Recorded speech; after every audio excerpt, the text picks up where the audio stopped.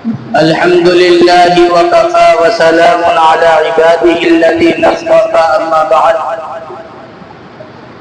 أعوذ بالله من الشيطان الرجيم بسم الله الرحمن الرحيم تأمرون بالمعروف وتنهون عن المنكر وقال النبي صلى الله عليه وسلم لا يؤمن أحدكم حتى يكون هواه تبعا لما جئت به أو كما قال رسول الله صلى الله عليه وسلم.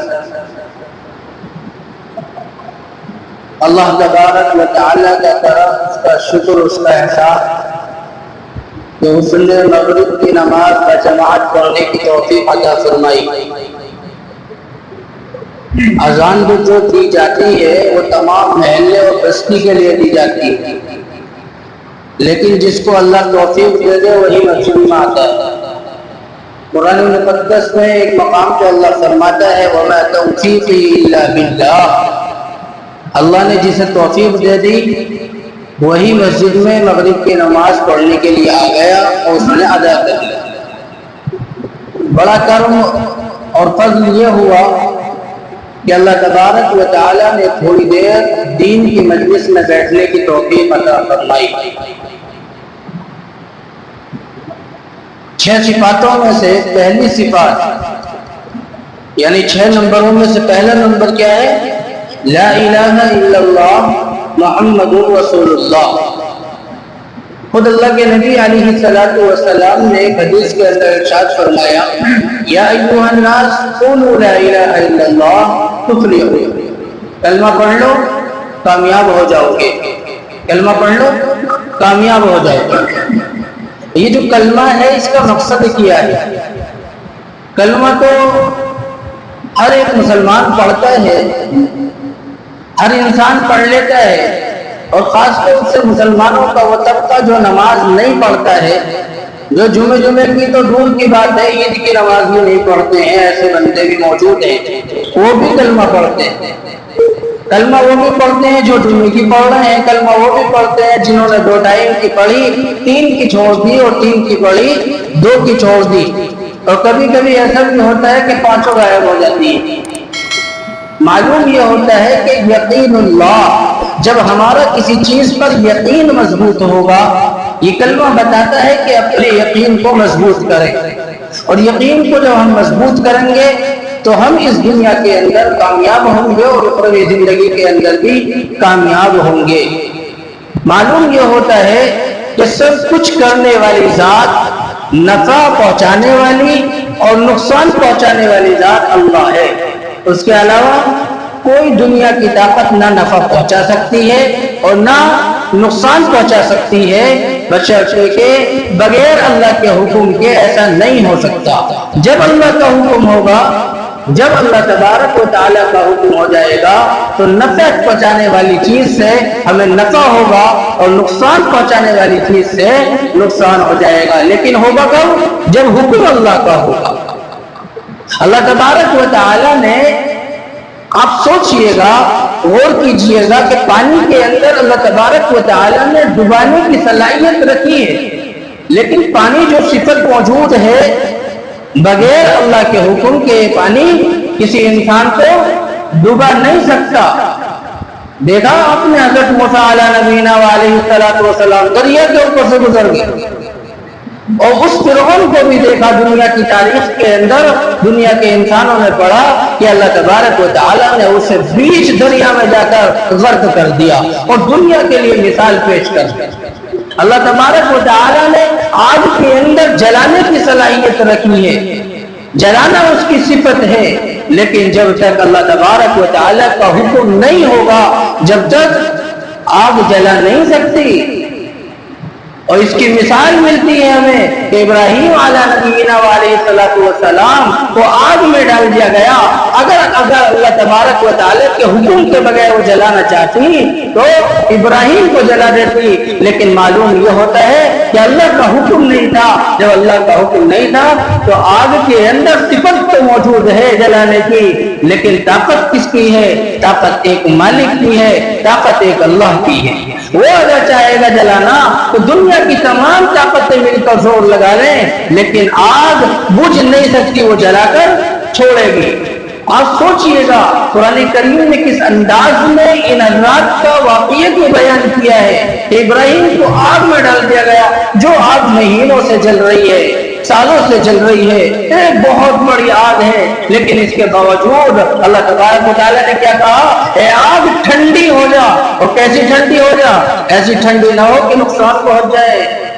میرے بندے ابراہیم کو نقصان نہیں پہنچنا چاہیے، یہ تو سب نے پڑھ رکھا ہے۔ دوسرا واقعہ آپ یہ دیکھیے گا، حضرت یونس علیہ نبینا وعلیہ السلام کو اللہ تبارک و تعالی نے زندگی دی ہے، لیکن زندگی دینے کے بعد میں اللہ تبارک و تعالیٰ کے حکم سے 40 دن کے اندر میرے بھائیوں مچھلی کے پیٹ میں چلے جاتے ہیں۔ مچھلی کا پیٹ موت کا نقشہ ہے۔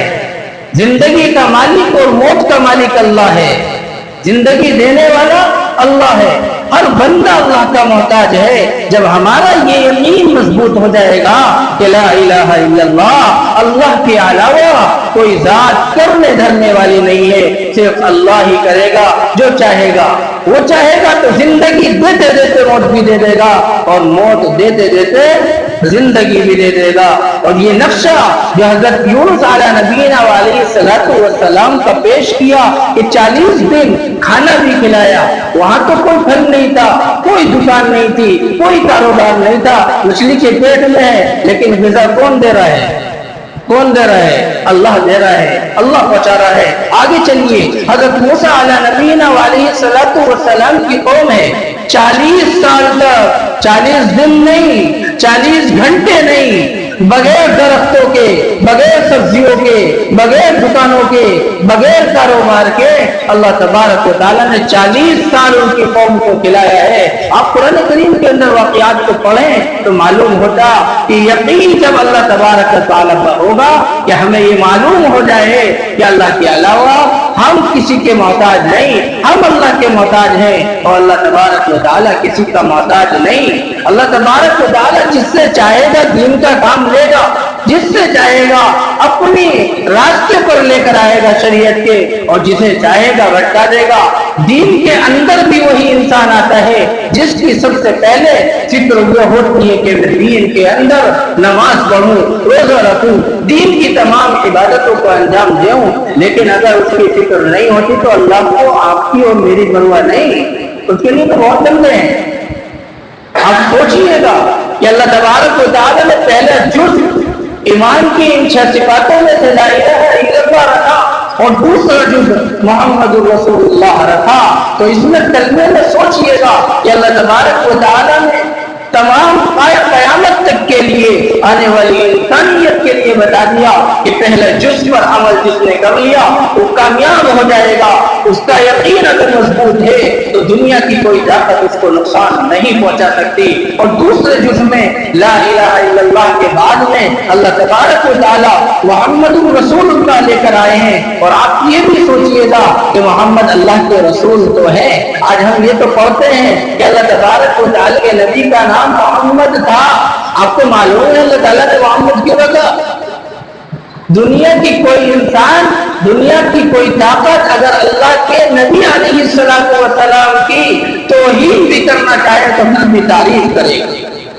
محمد کے معنی جب وہ نام لے کر پکارے گا کہ محمد صلی اللہ علیہ وسلم نے بھلا کام کیا، بھلا کام کیا، تو معلوم یہ ہوتا ہے کہ تعریف کر دی۔ تعریف کا جملہ اللہ تبارک و تعالیٰ نے اس لیے رکھا کہ ہمیں انسانوں سے تعریف کروانے کی ضرورت نہیں، بلکہ خود اللہ نے تعریف کر دی۔ بعد میں اللہ تبارک و تعالیٰ نے انسانوں کو بتا دیا کہ تمہیں اگر یہ چاہتے ہو کہ آپ دین کے اندر مشغول ہو جاؤ تو اس محمد صلی اللہ علیہ وسلم کے طریقے کو اپنی زندگیوں کے اندر لانا ہوگا۔ جب دین ہماری زندگیوں کے اندر ہوگا تو ہم دنیا کے اندر کامیاب ہوں گے، اور جب دین یہ نہیں ہوگا تو ناکام اور نامراد ہو جائیں گے۔ آپ یہ سوچئے گا کہ حضرت عاتیہ رضی اللہ عنہا پھر کافر کے گھر کے اندر موجود ہیں، فرعون کی بیوی ہیں، لیکن جب انہوں نے دین کے دامن کو پکڑ لیا، اللہ تبارک و تعالیٰ کے نقش قدم پر چلنے لگی، اللہ کے نبی کے طریقوں کو اپنانے لگی، آپ کی شریعت کو فالو کرنے لگی، تو اللہ تبارک و تعالیٰ نے ان کو کامیاب کر دیا۔ حضرت نوح علیہ نبینا علیہ السلام کی بیوی بھی ہے کہ ایک وقت کے نبی ہیں، نبی ہونے کے باوجود لیکن بیوی دین پر نہ آئی تو اللہ تبارک و تعالیٰ نے ناکام اور نامراد کر دیا۔ یہ مثالیں یوں دی جاتی ہیں کہ ہم اپنے آپ کو بدلیں، ہم اپنے اندر تبدیلی لے کر آئیں، ہم مسلمان کہے گئے ہیں۔ میرے بھائیو بزرگوں اور دوستوں، علماء نے لکھا ہے کہ جو آدمی ایک ٹائم کی نماز جان بوجھ کر چھوڑ دے تو کتنا جہنم میں جلے گا جی؟ کسی کو یاد ہے؟ 2,88,35,000 یہی ہے بھائی، کچھ مجھے یاد ہے۔ بہرحال یہ جلنا پڑے گا، آپ اس چیز سے اللہ کے فرائض سے نہیں بچ پائیں گے اگر آپ جان بوجھ کر نماز چھوڑتے ہیں۔ یہ لکھا ہے کتابوں کے اندر، جو آدمی فرض کا انکار کرتا ہے وہ کافر ہو جاتا ہے، اور جو آدمی واجب کا انکار کر دیتا ہے وہ فاسق ہو جاتا ہے۔ ایک انسان جو ہے نماز نہیں پڑھتا، روزہ نہیں رکھتا، اللہ کی عبادتیں انجام نہیں دیتا، وہ گناہگار ہوگا، وہ گناہگار ہوگا، کافر نہیں ہوگا۔ اور یہ ضرور ہے کہ کچھ علماء نے یہاں تک لکھ دیا کہ ایمان اور کفر کے درمیان ایک نماز کا فرق ہے۔ نماز سے پہچان ہوتی ہے کون ایمان والا ہے، کون غیر ایمان والا ہے۔ لیکن میرے بھائی دوستوں، معلوم یہ ہوتا ہے کہ اگر کوئی بندہ نماز کا انکار کرتا ہے، وہ نماز کا تو انکار کرنے کی وجہ سے کفر میں چلا جاتا ہے، کافر ہو جاتا ہے، اور اگر کوئی انسان واجب سے انکار کر دیتا ہے تو وہ فاسق ہو جاتا ہے۔ تو ہمیں چاہیے کہ ہم اپنی نمازوں کو درست کریں، اور نمازیں درست کب ہوں گی کہ جب ہم نمازیں پڑھیں تو ہمارے دماغ میں یہ ہو کہ اللہ تبارک و تعالیٰ کے نبی نے کن چیزوں پر عمل کیا۔ آپ کا طریقہ سامنے رکھ کر زندگی کے گزارنے کا ہر طریقہ، ہر چیز پر، ہر معاش پر اللہ کے نبی علیہ السلام کی زندگی ہمارے لیے مثال اور نمونہ ہے۔ اللہ کے نبی علیہ السلام کے پاس میں صحابی رسول حاضر ہوئے، حضرت عائشہ صدیقہ رضی اللہ عنہا کے پاس میں، اور فرمانے لگے کہ اللہ کے نبی علیہ السلام کے اخلاق کیسے تھے، آپ کا کردار کیا تھا۔ فرمایا خلقہ القرآن، کہ قرآن کریم کو دیکھ لیجئے گا، اس پر عمل کر لیجئے گا۔ آخری زمانے کے اندر نبی علیہ السلام اس دنیا سے رخصت ہو رہے ہیں، اس دنیا سے جا رہے ہیں، اور اس امت کو کیا تلقین کر رہے ہیں؟ میری امت نماز کی پابندی کرنا۔ میری امت تقریباً یہ لفظ 2 یا 3 مرتبہ دہرایا ہے، اور اس کو حضرت علی رضی اللہ عنہ نے اپنے اللہ کے نبی علیہ السلام کے ہوٹوں پر اپنے کانوں کو رکھا ہے اور ان لفظوں کو سنا ہے۔ نمبر 1 پر میری امت نماز کی پابندی کرنا، نماز کی پابندی کرنا، اور دوسرے نمبر پر فرمایا تھا مزدور کی مزدوری ٹائم پر دینا۔ میرے بھائیوں، ہم خود اپنے گربانوں میں جھانک کر دیکھیں کہ ہم کیسی نماز پڑھتے ہیں اور کتنی نماز پڑھتے ہیں، اور کیا حال ہماری نماز پڑھنے کا ہے۔ ساری دکانوں کا حساب، مکانوں کا حساب، کاروبار کا حساب اگر کہیں یاد آتا ہے تو ہمیں تو نماز نہیں آتا ہے۔ ہماری خود کی نماز صحیح نہیں تو پھر ہم دوسروں کی کیا صحیح کرائیں گے؟ کوشش یہ کریں کہ ہم سب سے پہلے اپنی نماز صحیح کریں، اور نماز صحیح کرنے کے لیے میرے بھائیوں، آپ اپنے وطن میں رہ کر اور اپنے مقام پہ رہ کر جو محنت کرتے ہیں وہ محنت الگ رہی، آپ محنت کیجئے گا مقام پہ رہ کر، لیکن جو بندہ یہاں سے نکل کر، بچوں سے نکل کر، بیوی سے نکل کر مشقت سے تو دین آیا ہے، محنت سے دین آیا ہے، پریشانیاں اور تکلیفیں جھیلی ہیں، جب کہیں جا کر یہ دین اور یہ نماز اور یہ طریقے ہمیں ملے ہیں، ایسے ہی نہ مل گیا۔ یہ تو آپ طلب کر سوچیے گا، فضل سمجھیے گا اللہ کے نبی علیہ السلام کا کہ اللہ تبارک و تعالیٰ نے نبی کو واسطہ بنایا اور پوری دنیا کے اندر دین کو قائم اور دائم کر دیا۔